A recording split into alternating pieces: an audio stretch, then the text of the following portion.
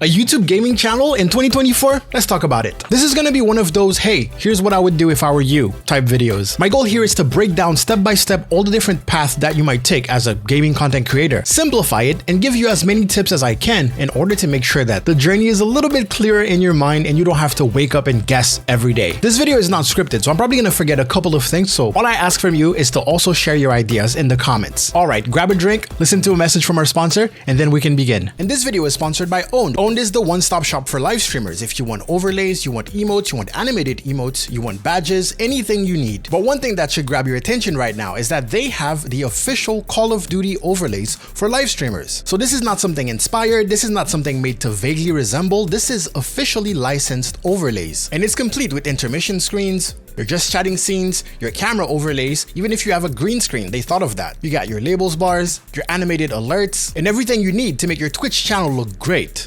And I know I mentioned Twitch, but it's not the only platform that's supported. You're gonna have Kick, you're gonna have YouTube, absolutely everything you need. So go check it out over at owned.gg/GaelLevel. That is own3d.gg/GaelLevel. Numero uno. Your personal goals. Pretty much the most important thing is to sit down and figure out, what do you want? What do you want? This is where you're gonna ask yourself, do you want wealth? Not in general, but just out of this. Do you want wealth? Out of this. Is fame the most important thing for you? Meaning that if it comes without wealth, are you okay with that? It's also completely fine to want both. And then finally, it's also completely fine to want to do it as a hobby, even though most of my videos are not necessarily targeted for that. Now, believe it or not, there are pros and cons depending on which ones you choose. Wealth, for example, means that you're gonna be doing a lot of annoying stuff. Meaning that if the goal is wealth, you have to treat it like a business. And whoever says business says job. Whoever says job says, oh my God, there's a bunch of boring tasks that you don't necessarily like to do. The only difference here is that you don't have a boss actually paying you to do this, so you can't justify it. You feel like you're doing it into the void until you actually start getting paid. It also means that you have to always plan for growth. It also means that most of this activity is going to be for the customer. Just like opening a panini restaurant in a street full of panini restaurants is not a good idea, it means that your strategy should revolve around studying the market and actually delivering what people are in need of. If the goal is fame, for example, you might have a higher emphasis on collabs, on establishing your image, on really pushing your presence in your domain. If we don't think about how dark that sounds, but it also will push you into being generous. It's easier to remember you when you have provided something to someone. That means that whatever your niche is, you're gonna be in the forums, you're gonna be in the Reddits, you're gonna be on Twitter, responding to people and actually helping out, being a positive force if you want to. That's one strategy. And if you want both, you will need to have a certain balance. And finally, if you wanna do it as a hobby, WYL, do whatever you like. Do whatever you like. All right, so that was number one. Let's go for number two. And number two is, what type of creator do you want to be? Are you going to be the niche type or the elusive variety type? As usual, pros and cons. Great thing about sticking to a niche is that it's just easier to grow. We all follow creators that do one thing and one thing only. And we expect to see that same thing on their channel every single time they post. If they post something else, we're not really satisfied. That's not what we follow them for. So if you niche down, it's easier to grow as long as you stick to the niche. Now, that being said, it is also harder to maintain an audience. Since we're talking about video games, if people follow you for one video game, that means that if the game dies, if people lose interest in the game, they also lose interest in you. That means that if an awesome competitor to that video game comes out, you lose a portion of your audience, a big portion of your audience probably. Sometimes it means that if there's nothing new with the game, new patches or support or something new happening in an event, people won't even bother going to your channel to look up anything. When you have a specific niche, it is also easier, provided you pick the right niche, to get sponsored. Double-edged sword here, because you'll have a limited amount of sponsors and most likely they'll ask you for exclusivity. All right, another positive here is that it's also easier to absolutely, with a capital D, dominate the competition. With enough knowledge, a little bit of experience, you can hop into a niche and basically make it yours. You can be that guy or gal or non-binary pal. But that's the advantage, okay? Kind of contrary to all that, a variety streamer gets to have a pretty long-term relationship with their community. They also have a stronger bond usually. That being said though, the content needs to focus on personality. Now, for some people who have amazing personalities, that's a plus, but Generally, that means that you need to be a better entertainer because people need to want to watch you play whatever. So you need to be able to sell whatever. As a variety content creator, you get to hop from trend to trend, and basically anything that's the current hype, you get to ride that wave. But of course, you're actually gonna lose a couple of opportunities to niche creators. I know that I had an opportunity to collab with this VR company that makes VR games, and I dabbled in VR. I make a little bit of content in VR, but when they looked at the rest of my content, they decided to go with someone who focuses solely on VR. And I get it. I'm not mad. Final positive. The variety content creator gets to be more versatile, and versatility as a creator, entertainer, equals value. That's my type, streamer. That's my type. Numero 3, the platform. Now, the video we're making is all about YouTube, but you can't ignore the other platforms that have a lot of discoverability and that you can play to your advantage. Since we're talking about gaming, we cannot ignore Twitch. Obviously not in relation to the discoverability, but then there's a TikTok, where we will have to discuss short form content. Is it worth it? Now, I'm not gonna lie, when it comes to your career, YouTube provides you with a stable, solid portfolio. Any person, any company can go to your YouTube channel and basically have a feel of how established you are. Everything you post stays there long term. So for companies, for example, it's a great investment. It's a billboard that lasts forever. Also for you, when it comes to being monetized, it is kind of semi-passive income because you will find that your older videos will get more views than the newer ones. So it means that you can go on vacation whenever. Your old videos most likely will keep bringing you a paycheck every month. The audience is used to ads, so it's less likely that someone will complain because there's ads on your video, like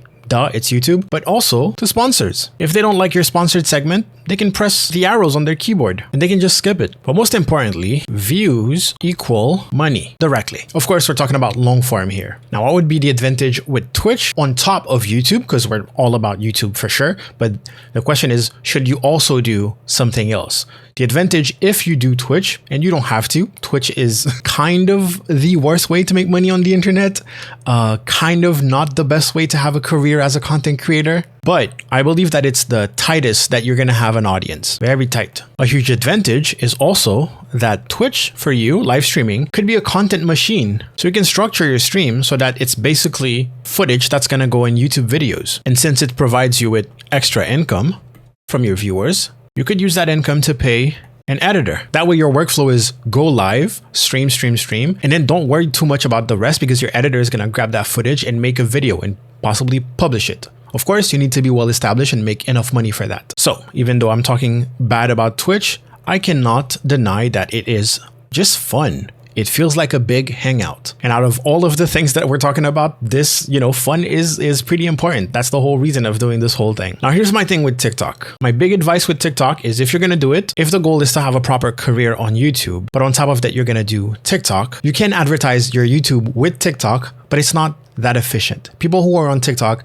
most likely are never going to click out of TikTok when they're watching your video. I post on TikTok, I do get a little bit of conversion, but it's so insignificant that if I didn't have a TikTok, it wouldn't change anything to what I'm doing on YouTube. But of course, I don't do gaming, so maybe it's different. When I say do it right, what I mean is go for partner, go for the creative program. An easy way would be like hop on trends that have to do with your niche until you get the 10,000 followers to get to the creative program. And then once you get there, post 1 minute or more videos so you get money. Only then can TikTok be extra income. If you're gonna do it just for the sake of it, you might find yourself putting all that work for absolutely nothing, never getting in the creative program, never getting any sponsored deals because you never reach 10,000 followers, and it'll all be a waste of time. I'm not saying like absolutely don't do it. If you want to do it, you want to express yourself creatively, do it. But in your head, I don't want you to think, oh, I'm being productive right now by doing this, oh, which potato I am filter. Stop it. You're not being productive. This is not contributing to your career. That being said, something that might be worth looking into is the live streaming. Also extra income, but I would actually advise against it because it's a full-time job. It's also a full-time job. If you're gonna be like a gaming content creator on YouTube, I don't see you streaming every day on TikTok. You make money that way. It's pretty cool. But the chances of you immediately being like one of the top most earning content creators is like pretty low. So I wouldn't do that. Also, I just realized that's the wrong color. Let me fix that. There we go. At least you understand why this whole video is about YouTube. Twitter is considered like a pure social media. This is where you just basically talk to people. You're not necessarily going to have an income from Twitter. I consider Instagram the same. They do have a monetizable like program or whatever. I'm part of it. It's trash. It's basically people give you gifts and that's how you make money. Or maybe it's different in the US. I don't know. But like I'm part of it. I've never made any money. And the only thing they offer is to have people gift me. So you're not paid per views or whatever. Correct me if I'm wrong. Number 4, let's talk about strategy. And this one is hard because I don't know you. I'm coaching people that I don't know right now. So I have to be kind of vague. I want you to think about the niche. Let's say that you picked, I want to be a niche. I want to pick either one single game that I want to make content on or one category of video games. And within that niche, you can be what I can call a generalist. Can't wait to edit this video and to see a bunch of typos. Now, what do I mean by that? Let's say that you pick one game. Let's say Fortnite. Been playing Fortnite lately. In your head, you might be thinking, oh yeah, cool Fortnite clips. No.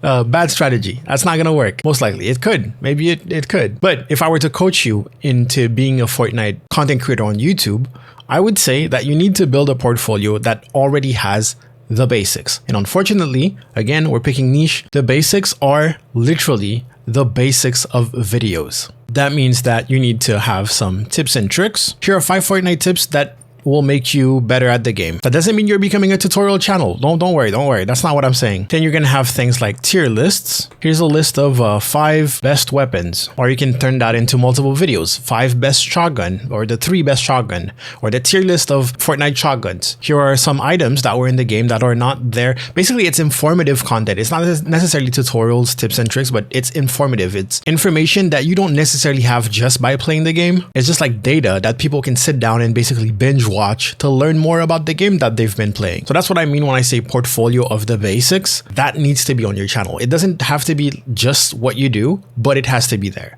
Another one is news about the game. Every time there's a new update, there's a new season announced or whatever, you're on it. New season, new patch notes. Oh, the devs went on a podcast and they talked about what they think of you're on it. This is your thing. You're a niche generalist. Everything that has to be known about the game, you are the guy. Remember, one of the advantages of a niche was to dominate.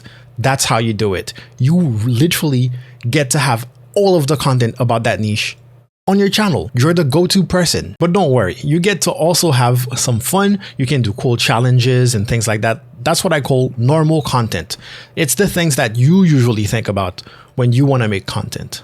You're like, oh, I want to play this specific map. Challenges, creative maps. If you're also a Twitch streamer, this is where you can actually use your audience in order to generate content. You can organize some events, some tournaments, some 1v1s, some 5v5s, or whatever. Or you can just like go in a game together with your audience and do a bunch of cool stuff. I just don't want you to think that, oh, I'm just gonna post compilations of me building fast. We've seen it. We're not interested. It's impressive, cool, but it doesn't make us want to follow you.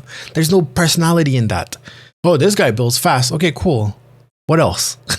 All right. On the other side of the generalist, I have what I call the gimmick. It's kind of funny because the generalist, I put it in the niche, so restricted to one subject, but many types of videos. And then the variety streamer, one of the strategies that you can employ is a gimmick. It's like, why do you watch this guy? It's basically a stepping stone for them to get to know you, to want to know you, or to basically capture their attention at a glance. I remember watching a video from that guy on TikTok that plays with a Wiimote. He plays Call of Duty with a Wiimote, and he explains that I need to link his video. Great video. He explains that that's his gimmick. When you look at a thumbnail and you see him playing with a Wiimote and you see Call of Duty, you're like, what is happening? And then when you come in, you're supposed to be hooked on his personality. You're done. So with this gimmick, he can apply it to, as I said, as a variety streamer, any game. Playing Call of Duty, plays Fortnite, could play Apex Legends, could play anything, really. So that's what I mean, gimmick tied to variety more than it would be tied to a niche. Oh, and to clarify, yes, I used one single game here, but this could be applied to a category of video games. Cozy games is the example I love to give, but it could be FPS games. It could be MMORPGs. It could be mobile games, for example. That could be your niche. It doesn't have to be one specific game. It can be a whole genre, or it could be free games, for example. There's a gigantic market. So the obvious example that I gave was Weird Controller. Challenge runs. For example, if you're scrolling through YouTube and you see a game that you play, but the little face cam of the person, they're actually wearing a blindfold, you would be like, what's happening there? What's all that movement back there? Challenge run, as in a difficult run, Dark Souls, whatever. I like Mythbusters. There's a channel called Defend the House. Highly recommend it. They just do Mythbusters in video games. Modern games have a bunch of like physics stuff, so people will be like, oh, if you do this, this is gonna happen. So they just check. It's super interesting. I love watching those. But then it goes into just any type of creative stuff. One example I also like to get is the beauty of, and it's basically kind of like a time-lapse compilation of the beauty of certain games. If you play games like Red Dead Redemption or GTA 5 or Zelda, you're going to have those beautiful landscapes, and basically any game that looks good, you can post a, hey, the beauty of. If you do that on a new game that is super trending, I don't want to guarantee anything, but it's a good way to get a bunch of views off of the hype of the game. Now, of course, we are thinking of gimmick, but under the variety option. So if the goal is to focus on your personality, of course, I would probably do a little bit of voiceover on here. Like, thank you guys for watching. My name is blah, blah, blah. If you also want to follow me on Twitch, I stream this game.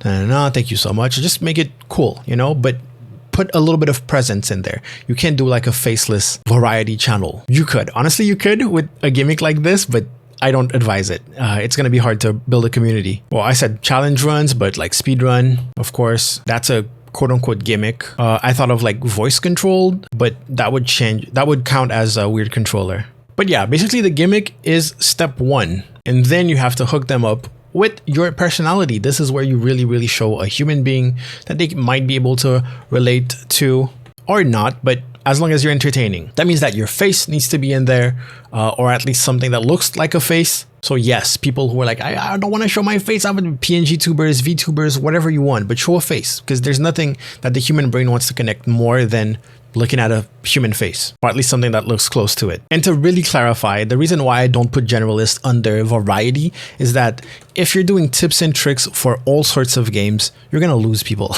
Like, it's gonna be really, really hard to follow you. Like, I know there, I hope you're not watching this, but there's a creator that I follow for Valheim, because I used to play Valheim, and they give amazing tips on Valheim. The thing is, their niche was survival games, but every time they post a video that is not Valheim, I don't play a bunch of survival games. I don't have time for that. I would just not watch those videos until eventually they started posting more new hype survival games, and I just stopped watching. So that's why if you're doing variety, I don't feel like tips and tricks is something that you need to add. News about something is not necessarily something you need to add. You're just gonna build a community that is super, super volatile. Just like me with this channel, I made some Discord videos that were super popular, and now from time to time I have people say, hey, we only follow you for the Discord videos, where are they? I'm like, I'm sorry, this is not what this channel is about. There will be more Discord videos though. Learn from my mistakes. Numero 5, and it's the word that I hate so much, and it's funnels. We're talking mad money. I think I also need to separate this between the niche and the variety. We're gonna find problems in the niche also. I really want you to do niche. Niche is really the best thing. I mean, the easiest thing. But you know, I want to be truthful. I also want to expose the hard parts of being niche. Funnels are usually the same for every creator. Affiliate marketing is gonna be a big thing. So basically, people watch your content, they enjoy it, and maybe you can provide something that they need in order to also enjoy that specific hobby, that specific thing. Like a Fortnite creator will have the Fortnite creator code. The problem with a niche is that, yeah, if you happen to have a game that doesn't have a creator code, that doesn't have anything native to help you make money, then you're pretty limited. Maybe I should have wrote it differently, because in this case, it's affiliate with the specific niche. Then there's other affiliation. Hopefully that will make sense. Others, and this is things like accessories, controllers, gear, and merch. Okay, if you have digital products, and this again, it's hard to be niche without being educational, informative. If you have like a cheat sheet for the game, if it's a game that has a bunch of keyboard shortcuts, for example, you go into, I don't know, Canva, you make a cool little cheat sheet that reminds you this button does that. This button does that. A game like Pal World, for example, there's a bunch of combinations for specific pals because you can breed them. Making a little cheat sheet and be like, hey, if you guys want to support the channel, I have this on a digital platform where you can buy it for 50 cents and actually support the channel. Also, it's a pretty cool design. If you want to print it, it will look good. So that's going to be your own product. If it's digital, the reason why I put digital is because it's the most profitable. This is where you're going to make the most money. Like if you're selling merch, for example, the company printing the merch and sending it out and doing customer service will take the biggest chunk out of it. You might make like $2 or $3 off a t-shirt if you want to sell it at a reasonable price. So digital products are infinite, and yeah, there's no inventory or whatever, but you just got to be in the right niche. You just got to happen to be in the right niche. For example, my niche, people want overlays. They want stinger transitions, they want banners, panels, social media pop-ups, and I can make money doing all of that. They also value my input a lot. So if I were to make, I don't know, like a private, if I'm doing like a sub-only Twitch stream, people would sub just to watch the stream, for example. So I can get support that way also. Those are all, I hate this word, funnels, the way that your content can bring you towards making more money, extra money. Upselling, is that what it is? Now, I don't want to go too deep in the niche, but there's so many things that you can do. For example, if you're really that person in that niche, you can make sponsored events. You can basically use your live stream, if you do stream, and start doing like little events with little prizes. And then the more they grow, the more you do advertisement, the more you can get some companies involved and be like, hey, company that sells gear, that sells controllers, drop me 5 controllers so I can give as a prize. Okay. Company that sells merch related to the niche. Company that sells Funko Pops related to the niche. Direct company of the niche, if the niche is a video game. Company developer that makes the game. Give me $5,000 to give as first prize, and maybe add an extra $1,000 for me so I can, use it to organize and for my time. But this is like deep stuff. This is extra if we're going deep into strategizing your career. Let's talk about variety. Affiliate, of course, but this time it's easy because since we can post whatever we want, what we post, and I know this sounds kind of heartless, but what we post might be motivated by our affiliation to that thing. For example, if you use a platform like Lurkit, and I can actually show you there, and we go to Quest, browse, we can find a game that we like, Truck Driver. And if you meet the requirements, you can send an offer. Well, I don't meet requirements for this one. I can set only show campaigns I'm eligible for. There you go. Life is Feudal, MMO. One dedicated stream or video about the game in the style of your channel. And then here you can have an offer. You can be like, hey, pay me $50 and I'll stream for 2 hours, right? You set your stream as sponsored stream, and yeah, you make $50 for streaming 2 hours. And also you get the game for free. Well, in this case, you get a free trial, 7-day free trial. Now that's stream or video. You can make a review, you can make just a gameplay video, but hey, you're getting paid to play a game. And as you can see, yeah, quests are not something that's missing. You have a bunch of them.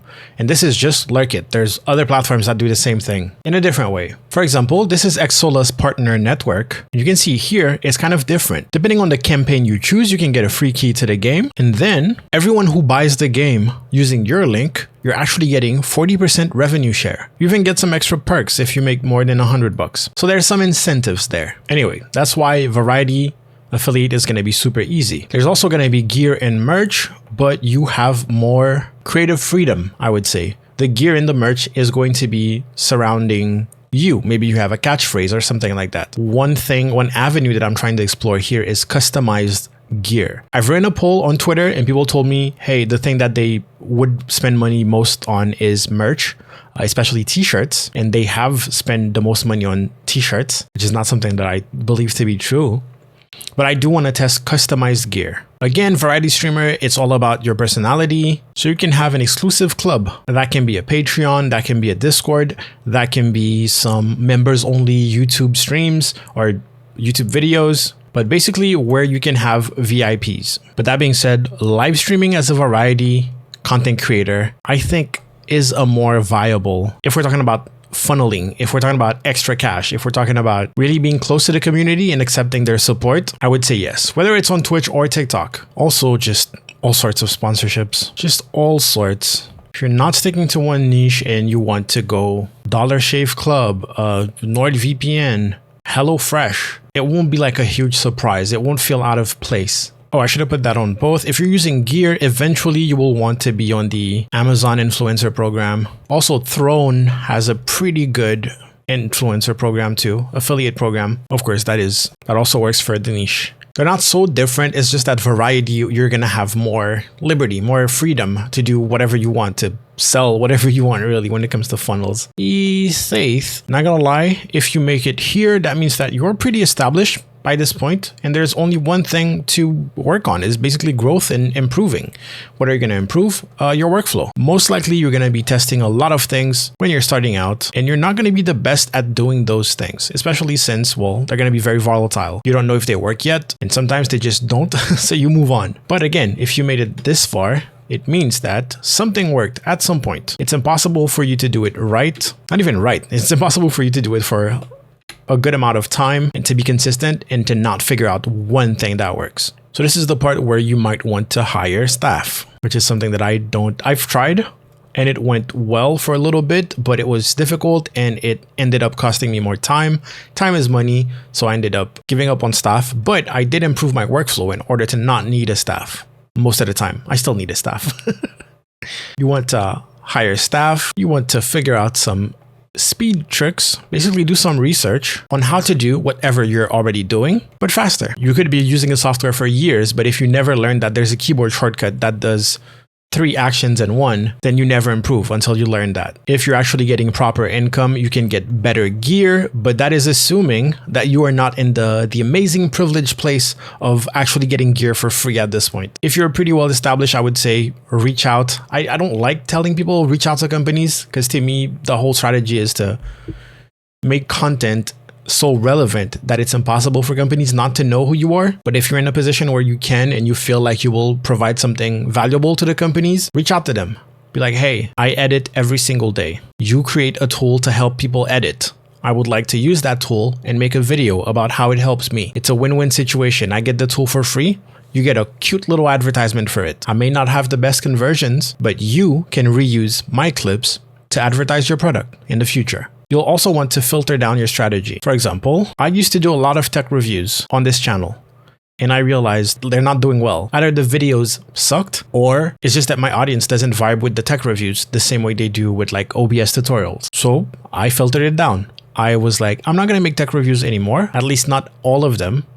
And I'm going to make a separate channel. Within a couple months, the channel got over 1,000 subs, and some of the videos over there are doing better than videos over here.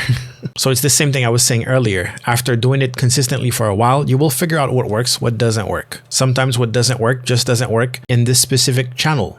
Maybe if it had its own channel, it would work. Feel free to experiment. And then finally, I would say use the community, because again, by then you will have at least a small community. Get them involved, and sometimes you can make content based on what they come up with, or at least have them participate in your content as a pretty important role. Of course, there's infinite depth on subjects like this, but I feel like this is enough. I've been recording for 1 hour and 17 minutes, and I am satisfied, aka I'm exhausted. Personal goals, wealth, fame, both, or just a hobby. Type of creator, niche or variety with their pros and cons. Specific platforms, YouTube for sure, but Twitch, maybe.